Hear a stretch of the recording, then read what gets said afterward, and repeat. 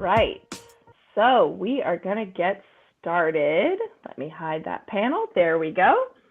Hello, everyone. Everyone watching at home, thank you so much for joining us on our Magic to Do Fantasy YA panel. I'm Rebecca Spies. I'm one of the booksellers at One More Page Books, and I am so happy that you all are joining us today. And I'm so thrilled to welcome all of these fabulous authors. And I will let them introduce themselves in just one second. A little bit of housekeeping just for this virtual panel. We'll be doing a Q&A, an audience Q&A towards the end of the time slot. So if you have any questions for any of these wonderful, wonderful folks, go ahead and drop them in the chat, and we will bring those into conversation towards the end.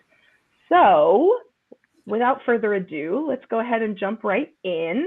And authors, if you could just introduce yourself and give me a little bit of an elevator pitch for your book or your series. And let's just go in the order that you are on my screen. So Kristen, why don't you lead us off first? Hello, I'm Kristen Simmons. I have a variety of books out in young adult and some romance for adults as well. And I'm here with my co-author, who for me is directly below me. I don't know if that is the same for everybody, but Sara is right down there. And together we wrote Set Fire to the Gods and also Rise Up from the Embers, which is about gladiators fighting with elemental powers. And then my most recent solo series is The Deceivers, and that's about a girl who goes to a school for con artists. So hi, thanks for having me. Awesome. Meagan, why don't we go to you next? Okay, I'm Meagan Spooner. I'm the author of a bunch of various YA novels, including some fairy tale retellings and some science fiction. My latest was the sequel to The Other Side of the Sky. So we have The Other Side of the Sky, and then the new one is Beyond the End of the World that I wrote with my co-author, Amy Kaufman, who is not here, but I'm in her house right now, so that's kind of cool. And it's about a prince who falls from a sort of technologically advanced city in the sky to the theoretically abandoned world below, only to discover that it is a world run by magic and ancient gods and prophecy. Awesome. Zoraida, why don't you go next? Remember to unmute myself this time. Hi, my name is Zoraida Córdova. I'm the author of 18 books. Some YA, some middle grade, and some adult.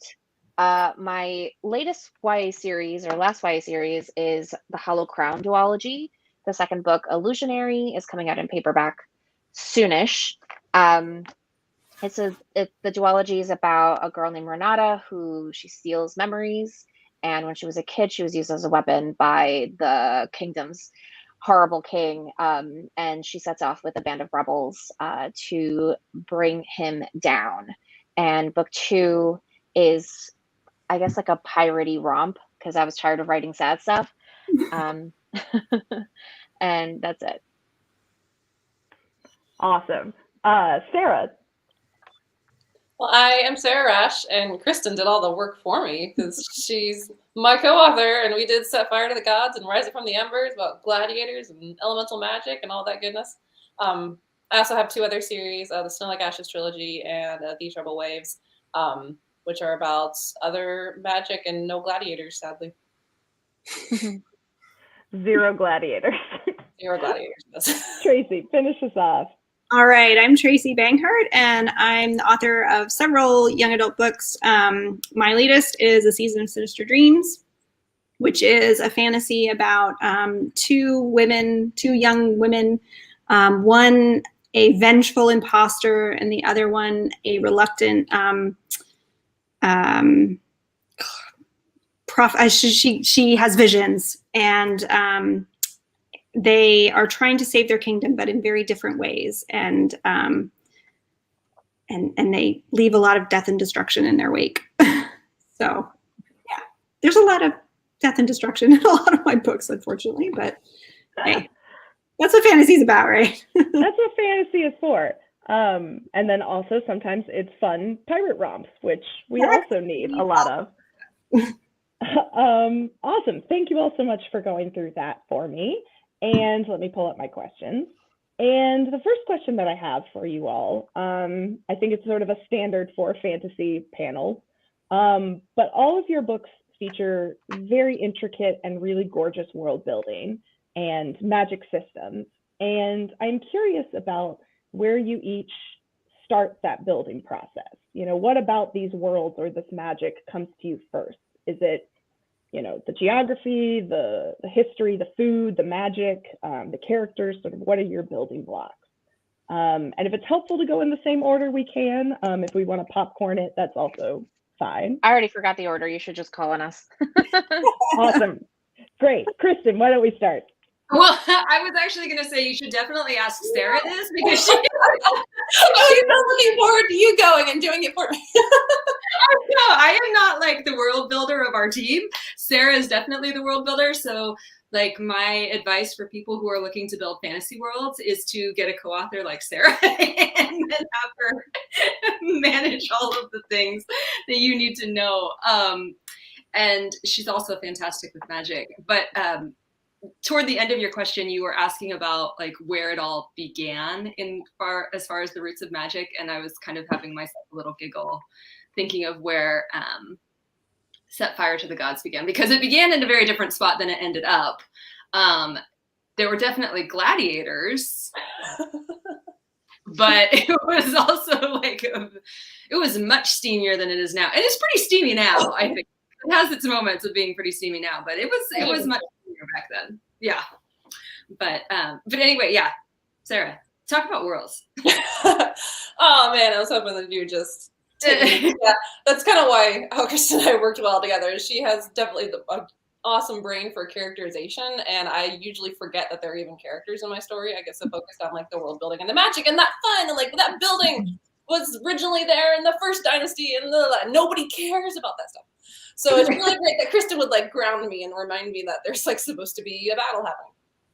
So with the world building and the stuff that with Set Fire, where we started was, well, Kristen alluded to, the big origin of the book was basically we just wanted to make like a sexy gladiator book, a sexy like, fantasy gladiator book. And then like the fantasy gladiators became like elemental fighting. They would use elements to fight, and it just kind of kept unspooling from there.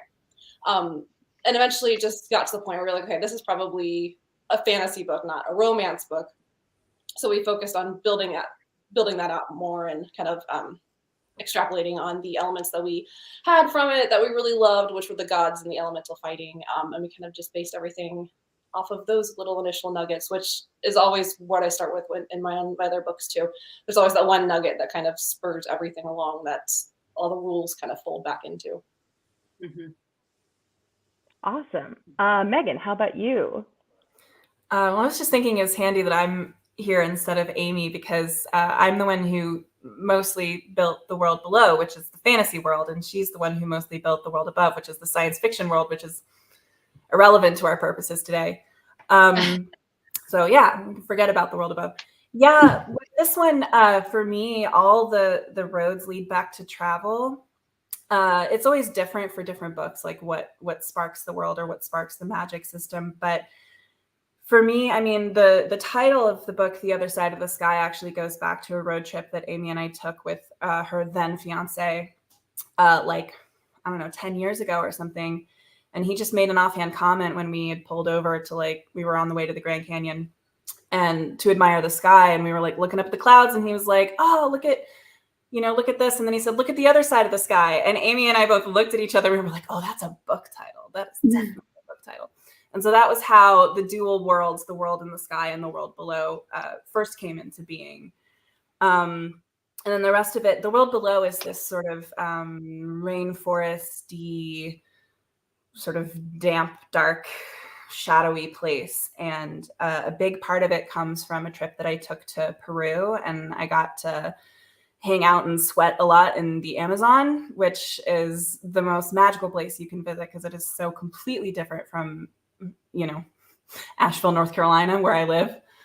And combining that with a trip I took to Cambodia, where there's all these amazing temples, this world in this sort of half flooded rainforest with this beautiful temple that sort of looms over the landscape and is dominated by various priests and factions, just sort of sprang out of that almost without me having to do anything, which was pretty cool.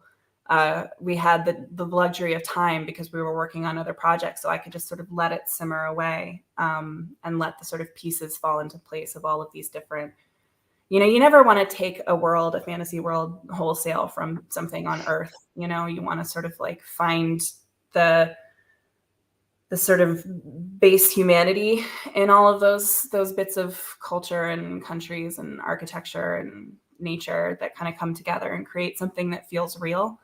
So I had a lot of fun creating that world. Awesome. Great. Zoraida, how about you? I generally start with character first. And even though when I write, whether I'm writing urban fantasy, romance, or secondary world fantasy, I need an anchor. And the first thing that I need to ask is why this character and why now? And specifically, why are we going to follow this character for 300 and something pages or longer? And then as soon as I have those, I start to answer those questions, the world that I'm working in falls around them.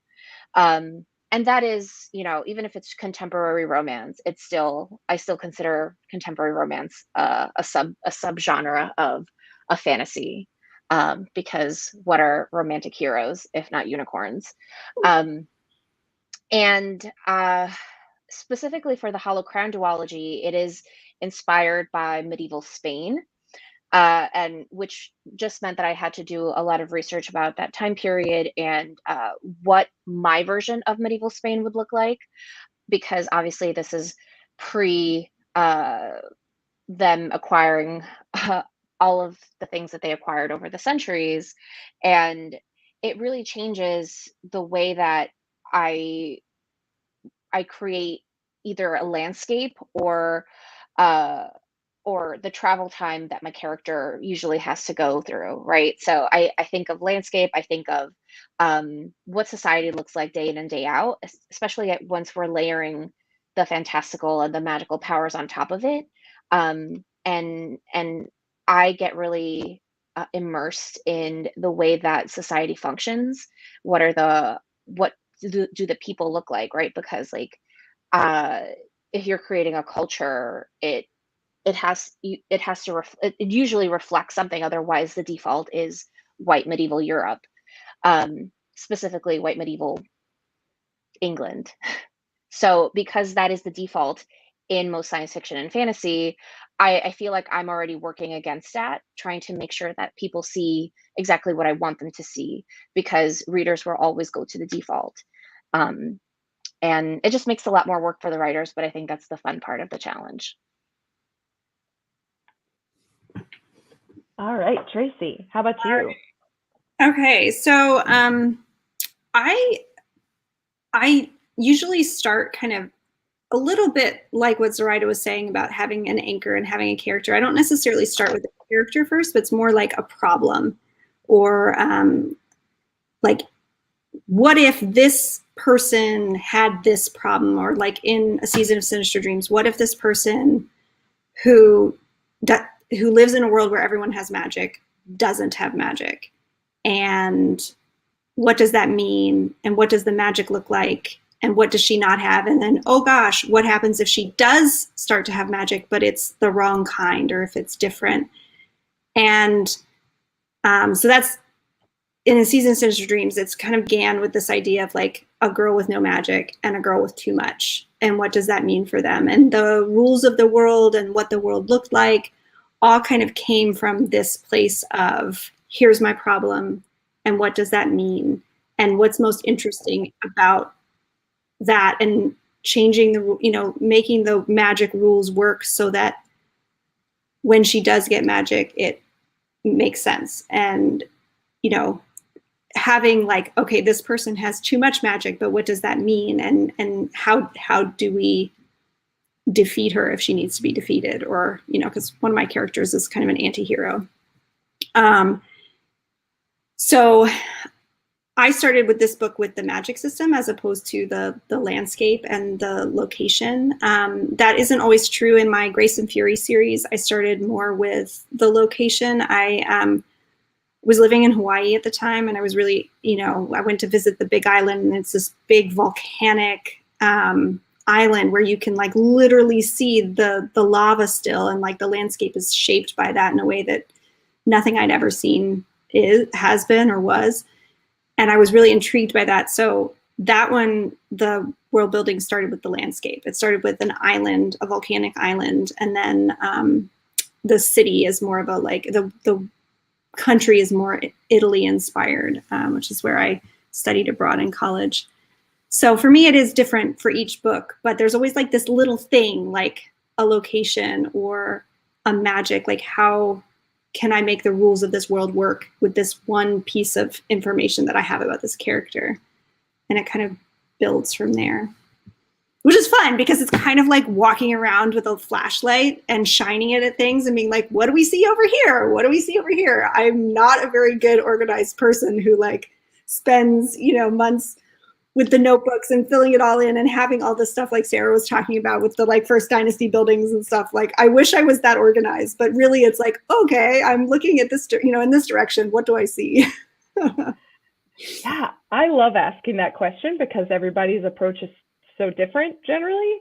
My favorite answer, I don't even remember, this was many years ago, but it was an author who said, yeah, I build the shining city and I do all of that. And then the next thing I do is go figure out who takes the trash out in this fantasy city. Because it's like, then how does that city function? How does the society function? Like what Zoraida was saying. And so my next question, we touched a little bit on it as we were going through that with some of the different characters. But I find that a lot of fantasy, and your books in particular, deal with power in a very interesting way, whether it is physical power, magical power, political power, for your main characters and your societies and how they change over time. And I was wondering if any of you wanted to chat a little bit about how you integrated that into your story. Like, was that exploration of power from the beginning, or was it something that you came back to once you figured out who your characters were and what they needed? And Kristen, we can start with you again, or we can start with Tracy and go backwards, whichever one you want to do. I could start if you want me to. We can go backwards. Okay. All right, Tracy, start us off. It's okay.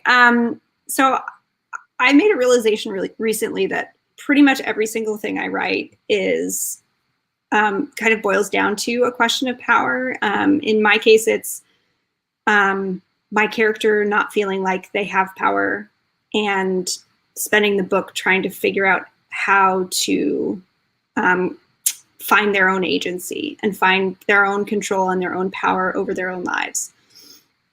So in A Season of Sinister Dreams, Evra, she has no magic. My main character, she has no magic. She starts having these visions of her whole country kind of going to ruin. And she knows that she has to like serve the king, who she doesn't like because he's awful to the country. And she has to figure out through the course of the book how to not be controlled by the magic and the politics of her country, and instead be the one who's controlling herself. And most of my stories do involve like the power differential of like the patriarchy and fighting against the patriarchy and trying to equalize that. And just that idea of like finding your own power is really important to me. I think that on a personal note, growing up, it was something I didn't feel like I had a lot of.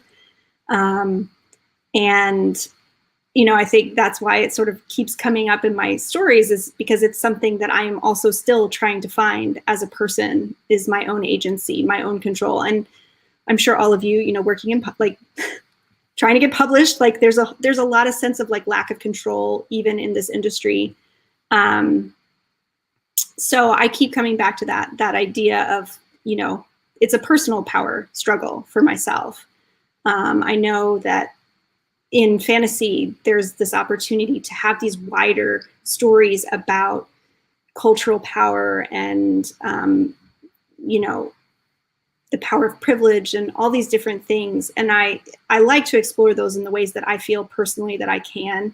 But from my lived experience, it really is that sort of sense of like, how do I personally kind of take control of my own life? So I had fun playing with that, both with Ever, the character, and then also with my other character, Annalise, who has too much power and is pretending to be someone she's not. And on the surface has a lot more power in her life, but is still struggling to find her way and figure out who she wants and needs to be. So I don't know, I had fun with that. Fabulous. Yeah. Sarah, let's go next. We'll go backwards this time. So yeah, power is definitely just a minor theme in Set Fire to the Gods. I mean, no, power is like the theme in Set Fire to the Gods. We have some of our major antagonists are like physical gods in these countries that rule over these countries and force their mortals to fight in these arenas to settle squabbles between the gods. So yeah, that was a huge theme we dealt with in Set Fire. From on the scale of just being in the actual arena with the mortals fighting each other. Each of our characters finds themselves, each of our point of view characters finds themselves in an arena at some point. And that power dynamic is always interesting to explore too, that like immediate physical life or death power struggle, as well as the more political power struggle that the gods brought into it and having to, kind of subvert those expectations and the threats that they bring. Yeah, it was definitely something that we quickly knew that was going to be a driving force in it. And that was always kind of the question that we were going towards was where's that line between gods having the power and what power we give them, what gods representing whatever they could represent, but how much power do they have because they took it and they have because people give it to them willingly, and what happens when that power gets taken away or given away. So that was a fun themes to explore, through the blood and the death and the violence. I'll add and the gladiators, right? Yeah. Since we're kind of a package deal, I'll just tack onto that and say that that one of the really fun dynamics that I felt that we got to explore was the fact that we have these gods that are literal characters in the thing that have in the story that have all this power, but they are dependent on these mortals to do things for them. And so what does that mean when you're a god and you're immortal and you have limitless power and magic at your fingertips, and yet you need this flesh and blood bag of bones to go out in the arena and fight for you because you're not for whatever reason, or you need this army to attack for you because you can't for whatever reason. Those were some of my favorite points in the book, was those conversations in which gods are asking mortals for help or demanding that they exercise the rights of the mortals in fighting. So that was really fun. And I also will add that I think the past couple of years especially have brought to light a lot of power dynamic issues, and power is such an important part of the way we look at everything right now. And so I think it's even added more depth into the way that I look at this story that Sarah and I wrote, and who's in charge and who needs help from who, and how that help gets delivered. So power is kind of constantly on my mind these days. Yeah, definitely. Zoraida, how about you?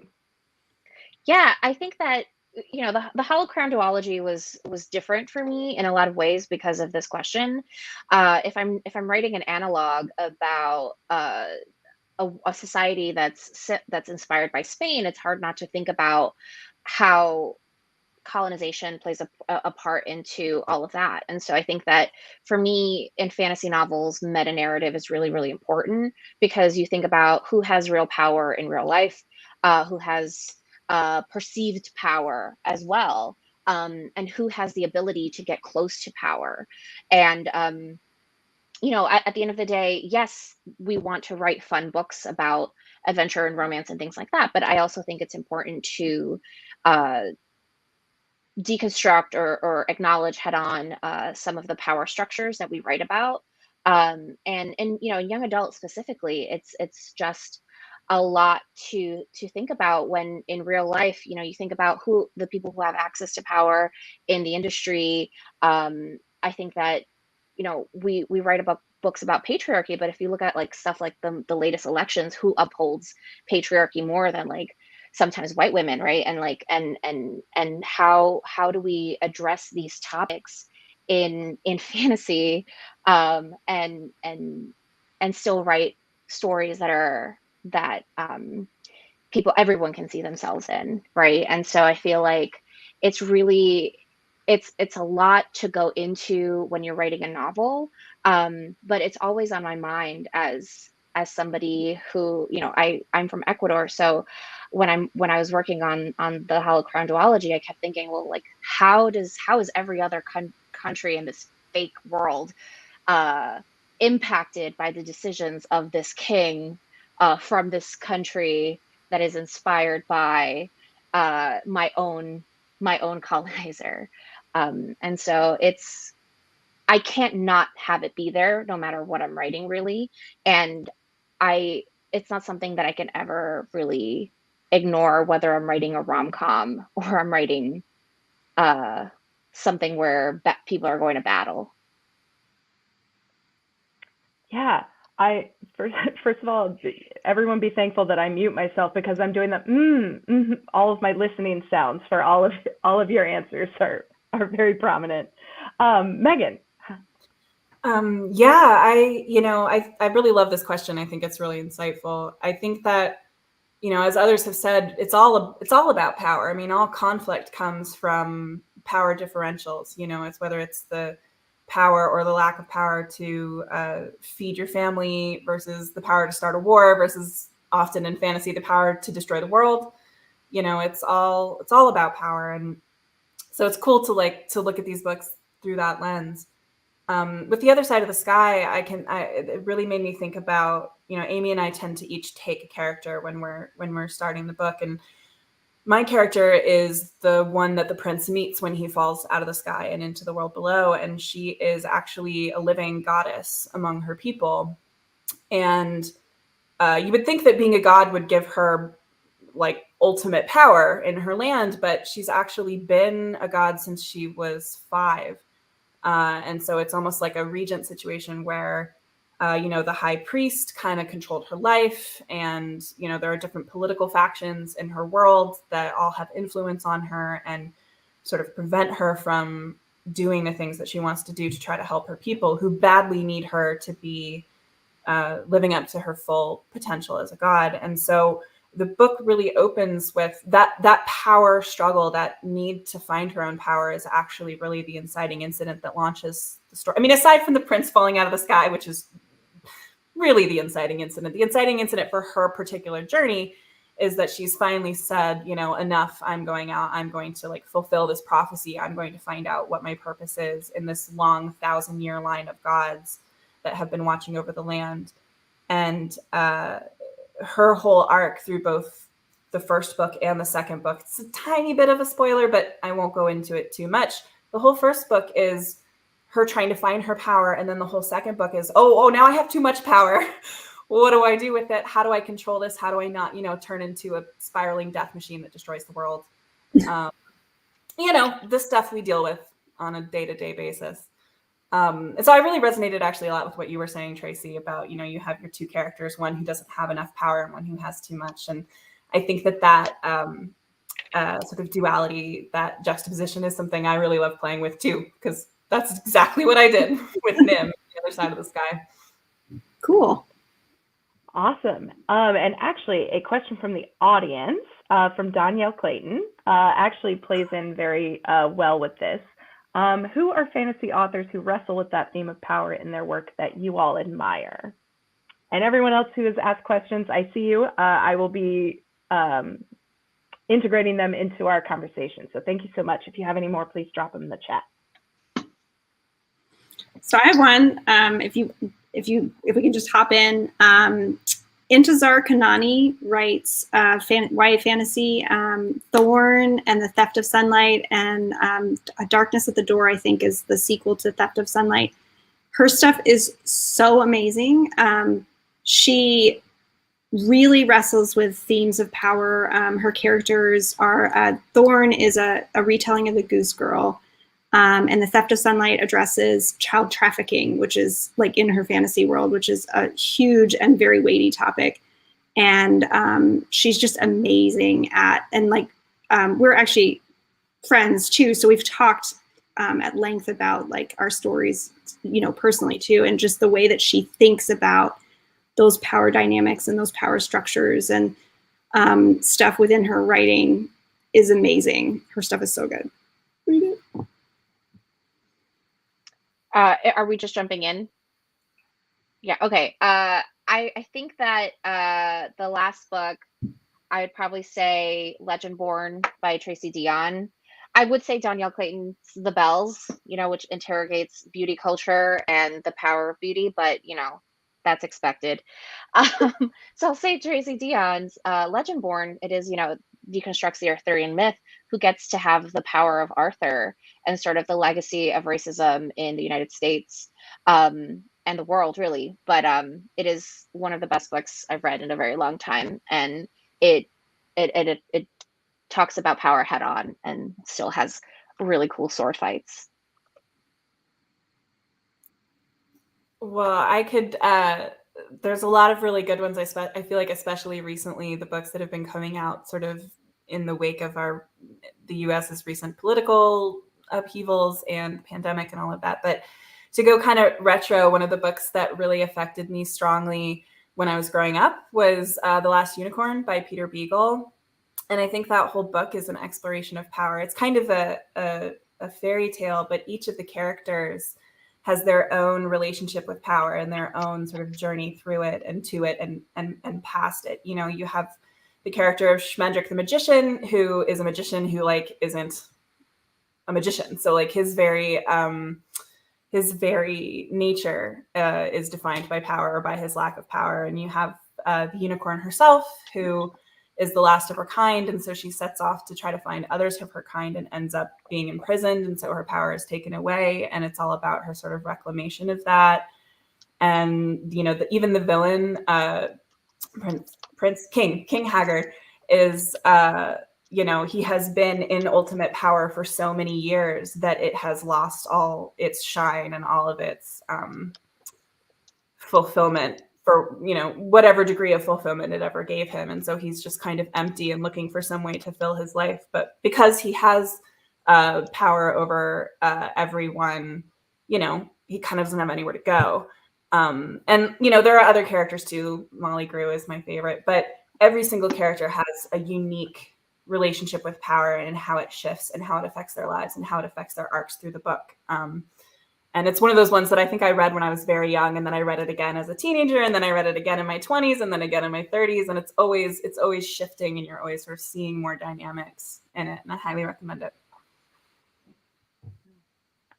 I'll jump in. I really like Once in the Future by Corey McCarthy and August Capetta, which is a retelling of King Arthur, but in space. And it's not science fiction. It is a fantasy set in space. And it addresses power in a lot of ways that are really powerful, for lack of a better word. There's power coming from the different characters to some of the typical characters that you see in the Arthurian legend. There's the power of simply using the right pronoun, the preferred pronoun with various characters that, and when that's addressed, that comes out in a very powerful way. And then there's the power in the universe, which is the Mercer company that's kind of chasing after all of them and wanting them all dead. And it's essentially like Amazon and like what Amazon is doing to all of us without us even totally being aware of it, and how we're all buying into it, but also all being suffocated by it. And I think they address that in a really lovely way. and terrifying way, frankly.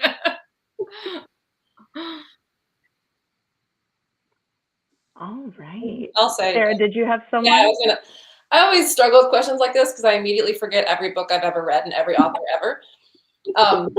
But sitting here, I do remember reading a book, Circe by Madeline Miller. When we talk about power dynamics, one of the main themes of the book is a witch, in essence, trying to find her own power in a world completely against not only her type, but also her gender, every element of who she is.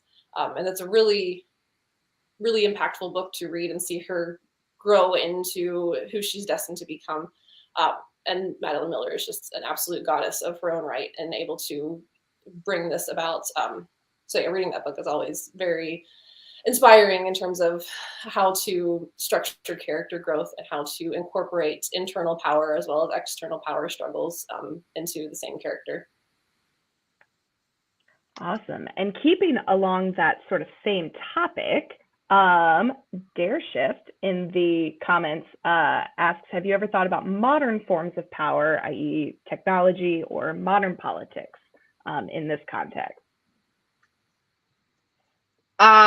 So one of the things that I will say is that I really like this question because I don't think that the thing that the technology will always be modern depending on the society, right? Like printing press sure was modern for the people who invented it, right? So I think like modern is subjective.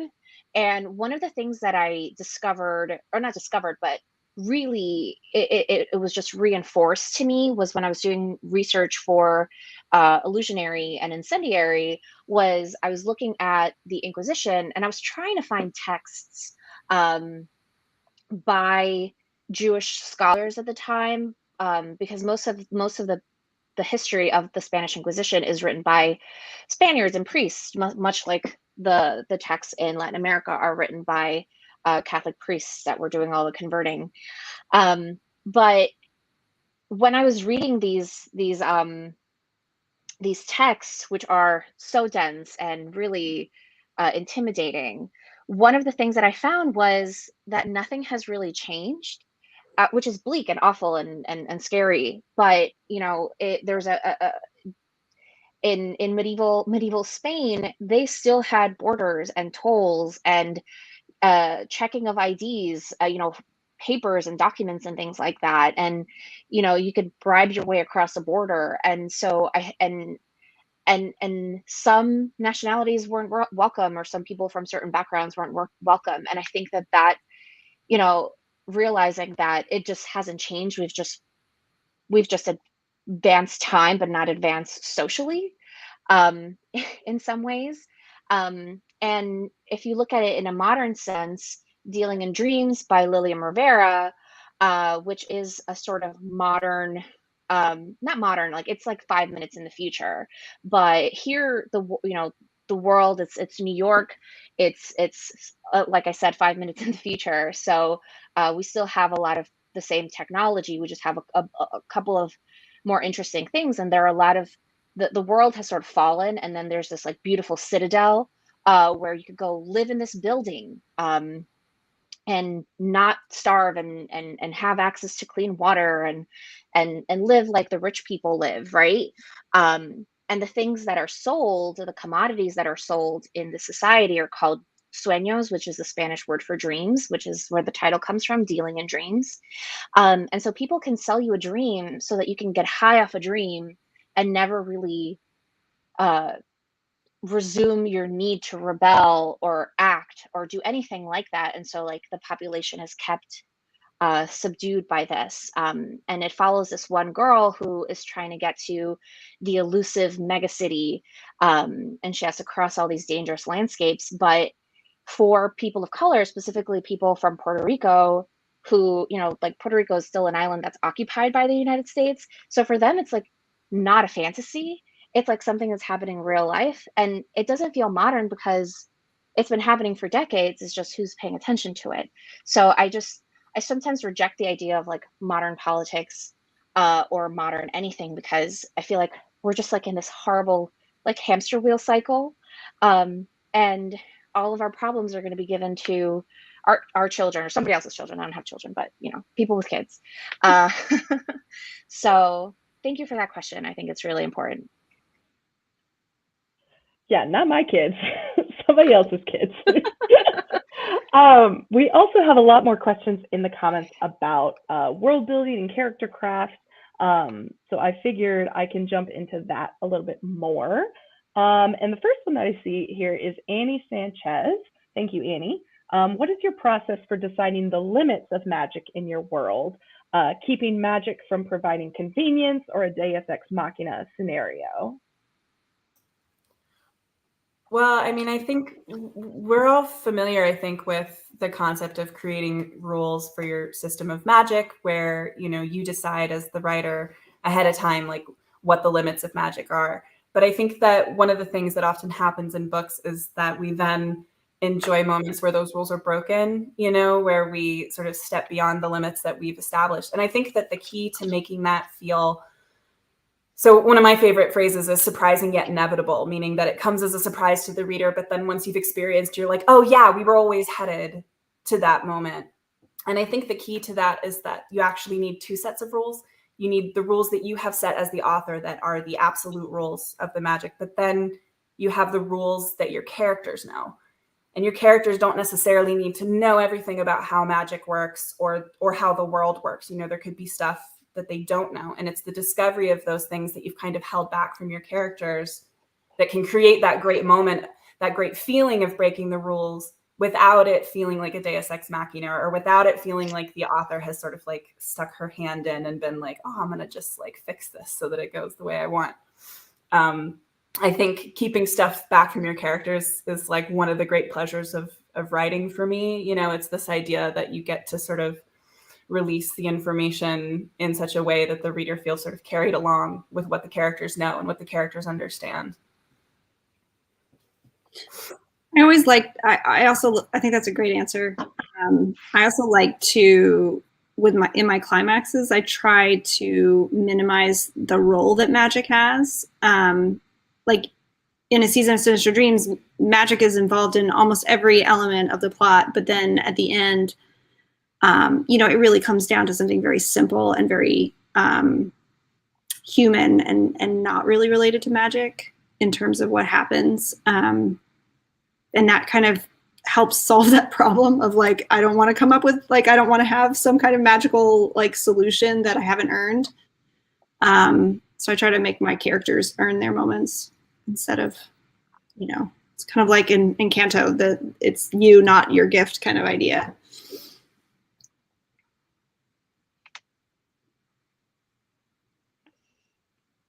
All right. And if we don't have any more answers for that one, we also have questions. I can answer that. Oh, yeah, go for it. I decide the limit of my magic by thinking about the cost of magic, right? Magic has a price. And, and I want to do the Rumpelstiltskin voice from Once Upon a Time. But in the world of Incendiary and Illusionary, I'm just going to hold the book because I'm usually bad at this.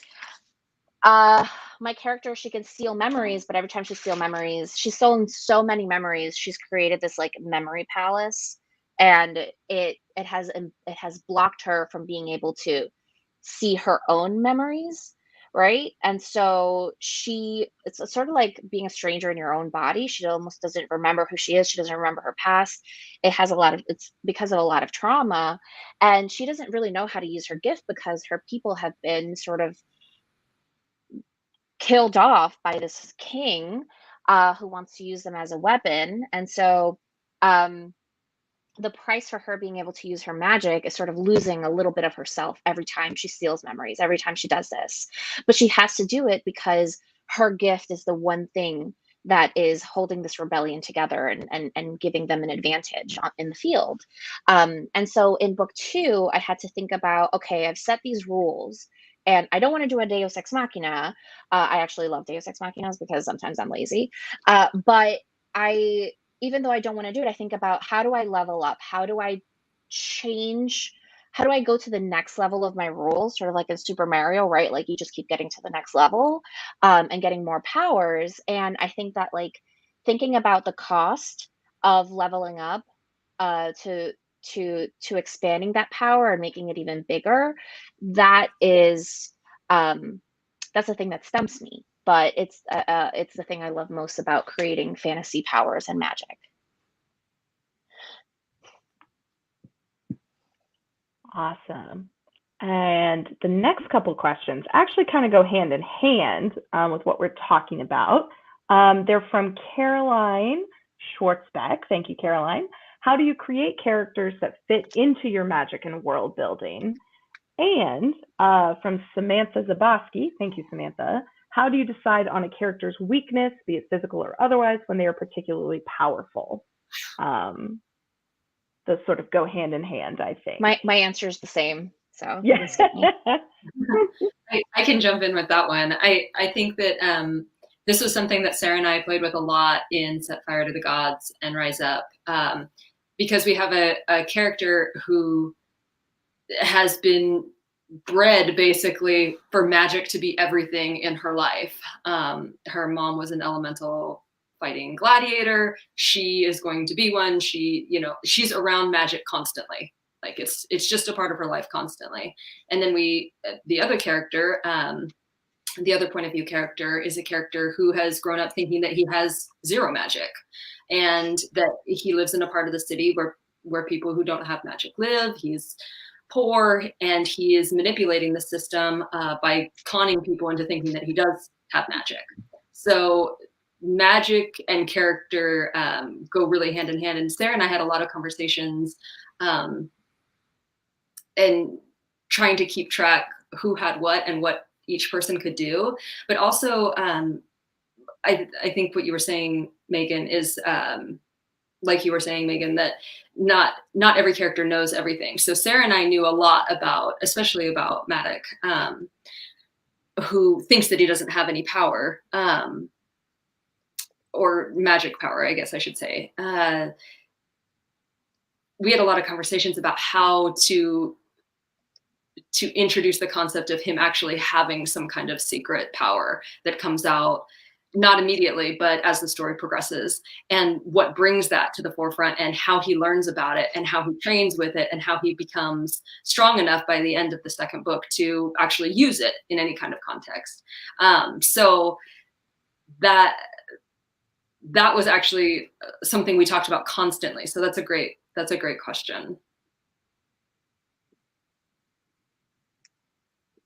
Yeah, I mean, I think that one of the easiest ways, and one of the ways that I usually come to when I'm answering these questions for myself, is that the character's weakness should be tied in some way to their strength, because I think that for a lot of us, our strengths are also our weaknesses. Like I have like a very sensitive nervous system, and I like get very easily overwhelmed.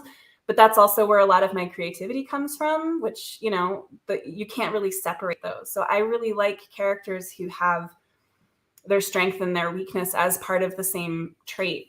And so, in The Other Side of the Sky, Nim's strength is that she's a goddess. She's a powerful magic user. In theory, she is like the supreme powerful being in the land. But her position as such has also put her in a situation where everyone is controlling her, or trying to control her, and limiting where she can go and limiting what she can do. And those two sort of facets of the same trait end up being the catalyst that launches her into the story, which to me, it addresses the other question, which is, how do you create characters that fit into your magic system and your world building? And I think that the key to that is finding a character whose very existence highlights the issues with the world that you've created, or highlights the problem with the magic system, or the question that you're trying to answer with the story that you're writing. Because then that answers the question that I think Zoraida had mentioned earlier about, like, why is it this character? Why is it this day? Why are we, going to spend 300 pages with this person? And it's because this person is the one that's going to undo the status quo, or this person is the one who's going to show us what's wrong with this world and maybe fix it. Awesome. Those are great answers. So we have a couple more in the chat. I think they're really quick ones. Meagan, you actually have one specifically for you. And Antonia Woodard asks, will you be writing any new retelling books like Hunted or Sherwood? Thank you, Antonia. Yes, absolutely. I love fairy tale retellings. I was originally working on a Peter Pan retelling that definitely got somehow put on the internet before I was ready for it to get put on the internet. Not the book itself, but just the fact that I was writing this book.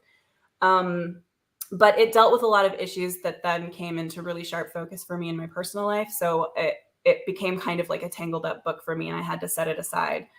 But it is half written, and it's one of those ones that I will come back to eventually. But fortunately, even though my publisher had bought 3 fairy tale retellings, I basically went and was like, you know what? I don't want to do this.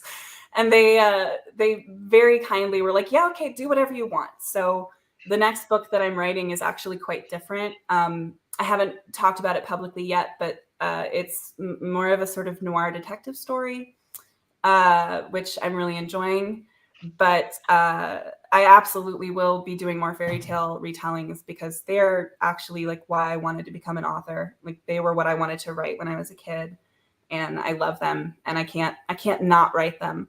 I just had to sort of step away from the genre for a while after struggling for an embarrassingly long amount of time with this book, where if I had just been like, you know what, this isn't happening right now, I'm just going to like set it aside and do something else, it would have been easier for everybody. But, you know, sometimes you got to write your way through or into the issue before you can see what it is. So yes, I will, but it will be a few years yet. Awesome. Thank you, Meagan. Thank you, Antonia. Annie has another question. Did you ever have moments researching or diving into your characters when you learned something, I assume about the story or the characters, that turns your idea on its head?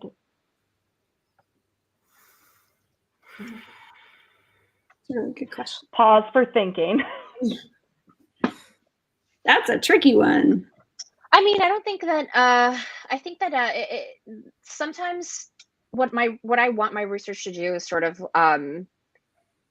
illuminate the thesis of the novel, like whatever my theme is, right? I wanted to reinforce that, and if something ever, if I discover something that turns the idea on its head, then I can reevaluate what I'm writing. I don't have any specific examples right now, except for the one that I already gave about discovering that everything in Spain is exactly like what is happening in our real world now. So it's like, wow, 400 years later, nothing has changed.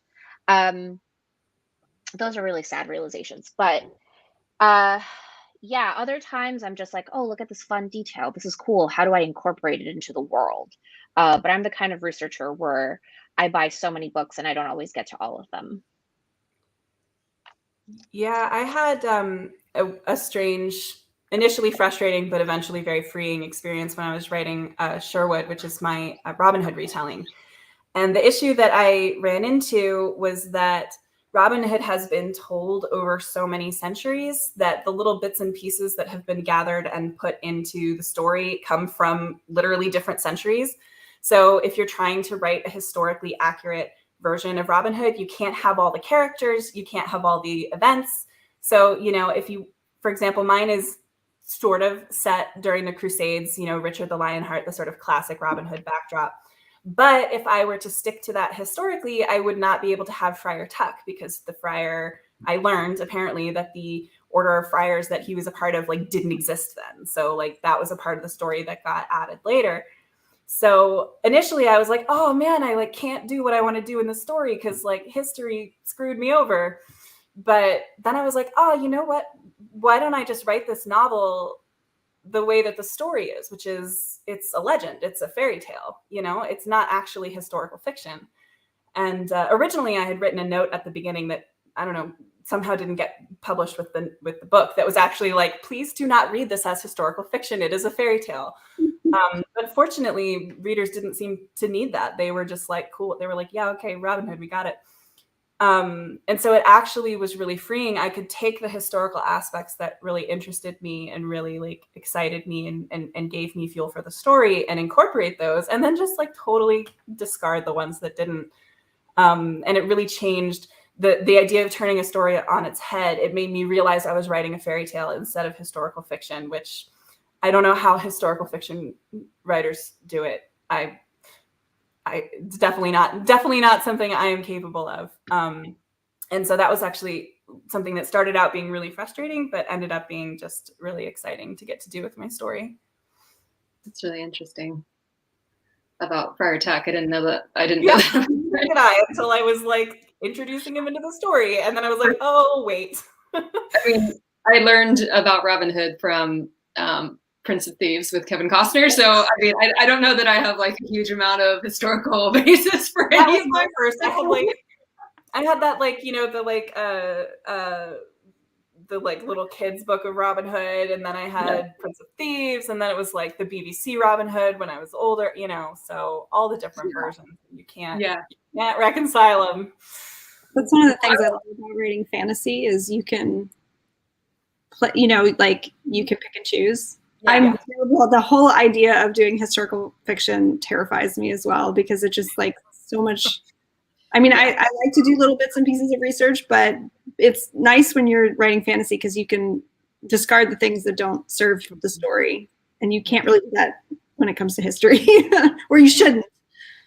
Yeah, I'll add on to the question and say that I don't know that necessarily anything that Sarah and I researched for Setfire, and maybe you remember something different, Sarah. It's been a long while since we first started reading this book.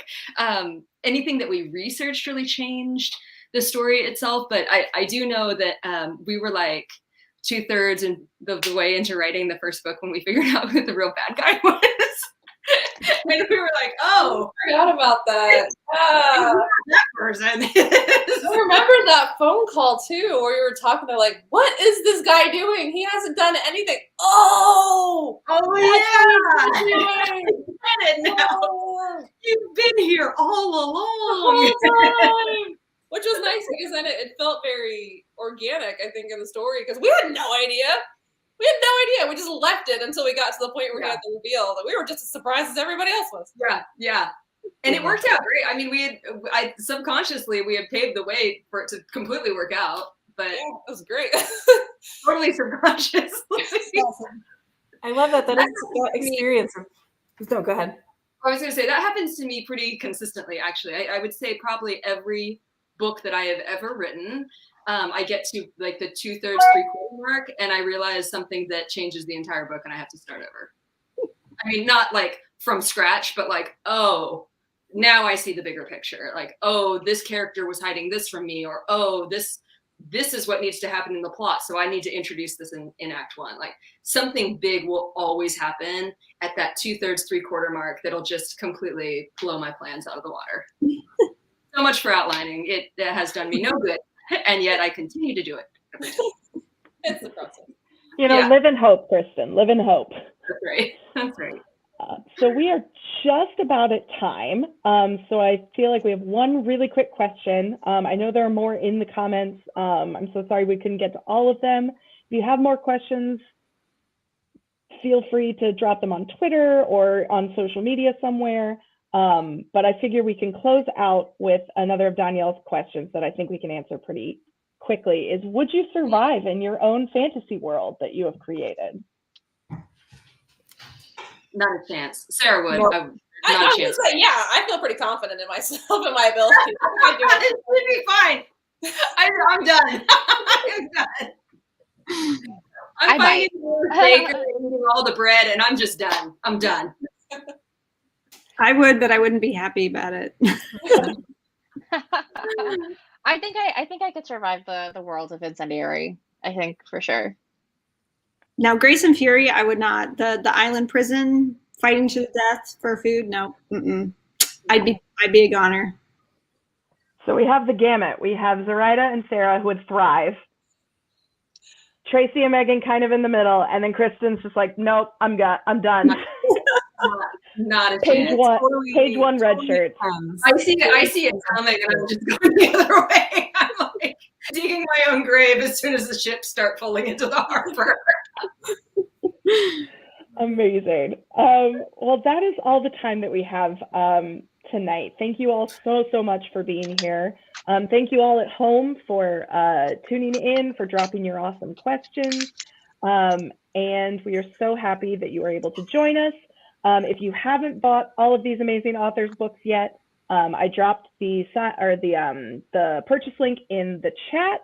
And I think that is it for me. Thank you all so much again, and I hope you all have a wonderful rest of your evening.